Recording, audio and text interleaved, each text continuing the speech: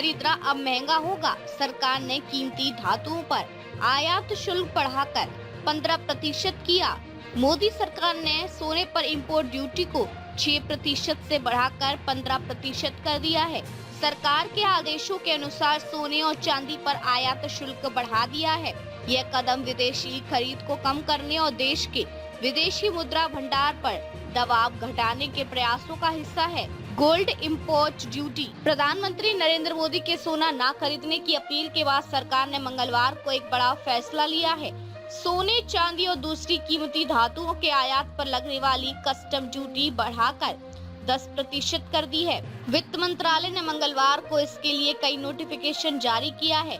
इस नोटिफिकेशन में बताया गया कि दरें 13 मई से लागू हो गई हैं। ऐसे में सोना और चांदी आने वाले दिनों में महंगी हो सकती है।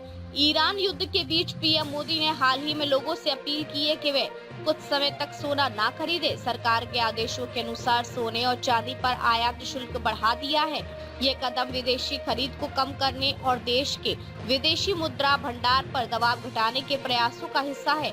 आदेशों में कहा गया कि भारत ने सोने और चांदी पर आयात शुल्क को 6% से बढ़ाकर 15% कर दिया है। दरअसल सोने पर कुल आयात शुल्क 6% से बढ़ाकर 15% की गई। गोल्ड पर बेसिक कस्टम ड्यूटी 5% से बढ़ाकर 10% की गई। इससे सोने के दाम बढ़ना तय है। देश में हर साल आमतौर पर 600 से 800 टन तक सोने की मांग रहती है और 2025 में यह करीब 710.9 टन रही थी। हालांकि 2026 की पहली तिमाही में सोने की मांग घटकर सिर्फ 151 टन रह गई है। अगर भारतीय एक साल तक सोना खरीदना कम या बंद कर दे तो इससे देश की अर्थव्यवस्था पर बड़ा असर पड़ सकता है। भारत अपनी जरूरत का ज्यादातर सोना विदेशों से मांगता है, इसलिए आयात कम होने पर सरकार की विदेशी करेंसी की इससे व्यापार घाटा घटेगा। रुपए को मजबूती मिल सकती है और देश की अर्थव्यवस्था पर भी पॉजिटिव असर देखने को मिल सकता है।